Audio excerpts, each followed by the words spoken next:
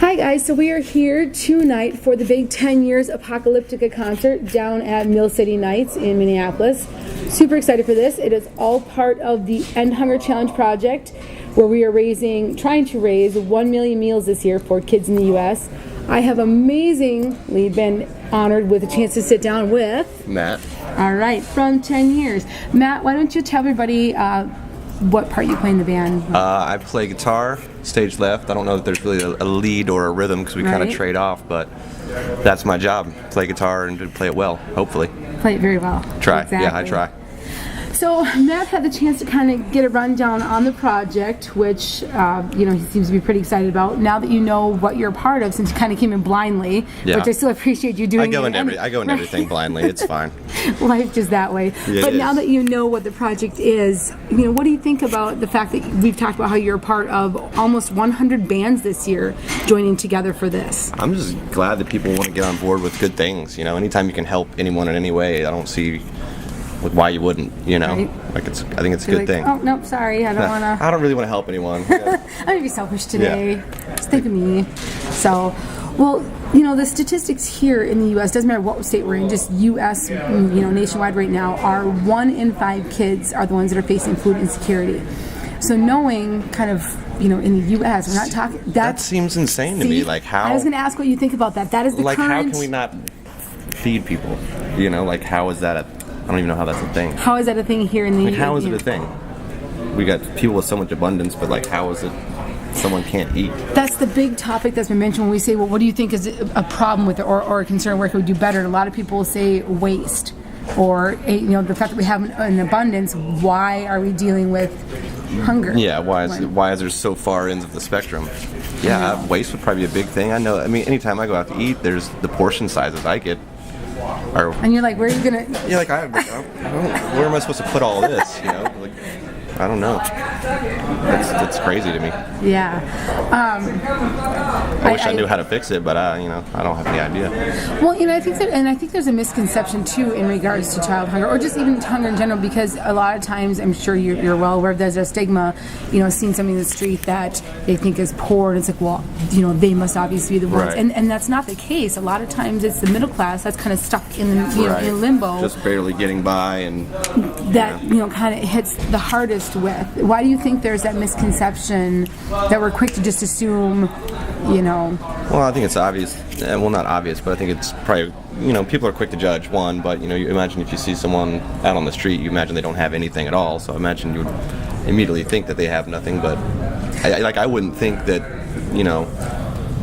people that have a home or the middle class couldn't at least provide a small meal or something, And you'd be surprised, but then I am surprised right now. Yeah, but look at the cases of people I've seen on the streets who you would think are homeless, and in fact I've seen them where they have money. There's definitely people that do that as a Mm-hmm. scam kind of living. I definitely know in our hometown of Knoxville, I kind of live downtown, and I get, hit up by the same few people all the time, and I like to help out when I can if I know someone really needs it, but there's people I know that are out there that are getting stuff off people all day long. They probably have more than I do. I'm like, it's hard to survive when you make money. And you're Yeah, I know. You just, some people they're just scamming you. I think you just kind of know. And it's funny to me when you asked me this yesterday. Do you not remember?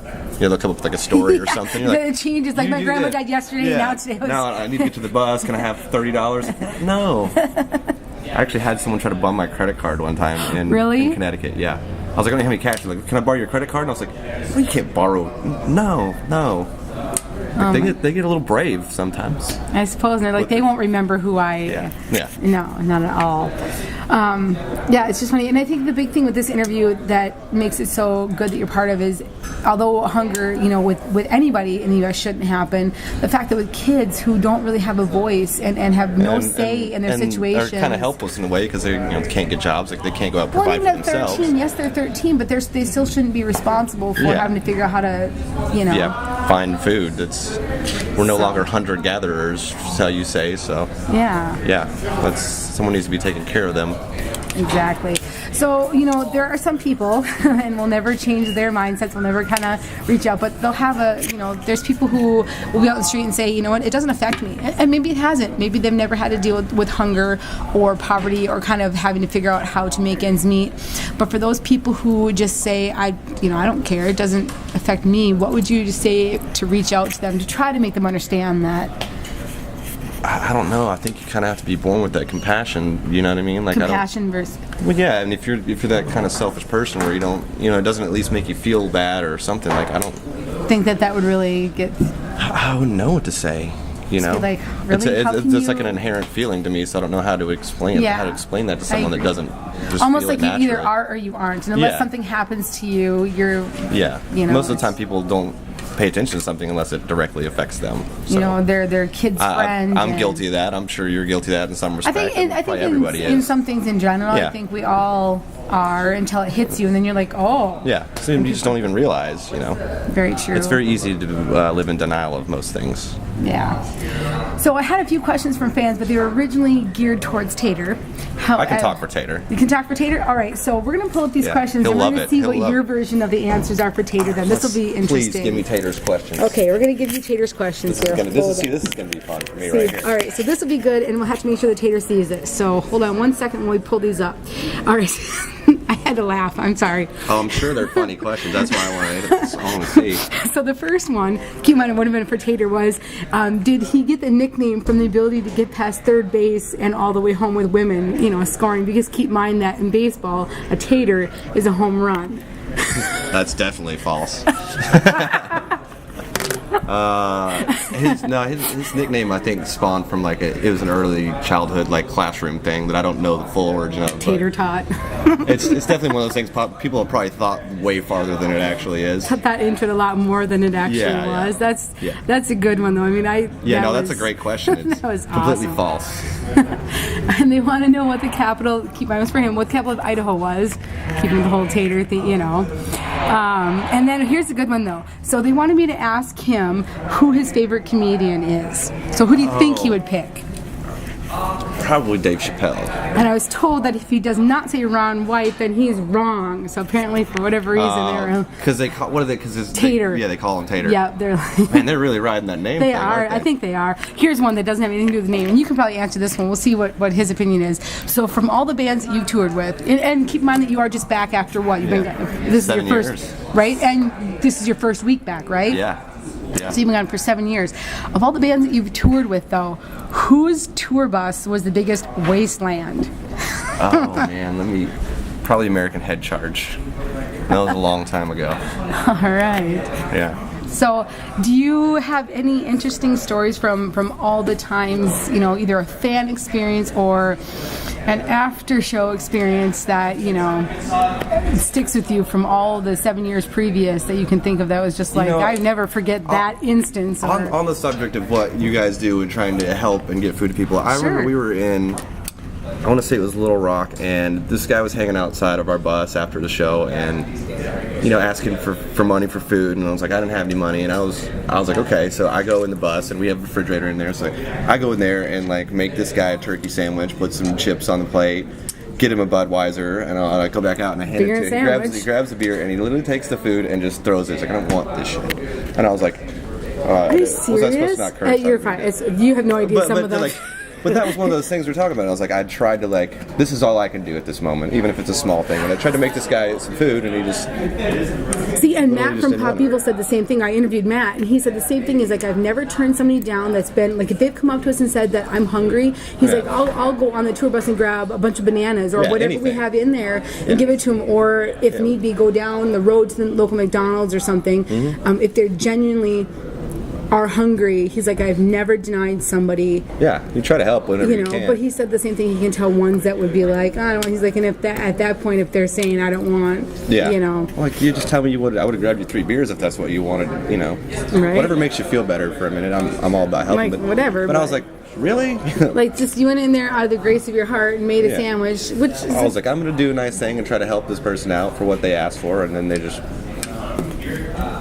Just tossed it. Okay, well, Like, all whatever, right. people. I mean, here we have somebody trying to help, and What is you're it? just all like, no good deed goes unpunished. yeah, something like that. I don't know. Yeah. Crazy. So, what would be a song or an artist in your personal iPod list that your fans would not expect to find in there? If they, you told them, they're like, I wouldn't have thought that that would be in there. Man, I listen to so much music. I probably don't even listen to much that's even close to what we play, which would probably That's what I'm surprise saying. people. There you go. I'm a huge Mute Math fan, which is kind of a poppy, still rock, but it's kind of a poppy thing too. I don't know, and I was raised on like James Taylor and Jim Croce and all these old Yeah. things. So I really like singer-songwriter kind of stuff.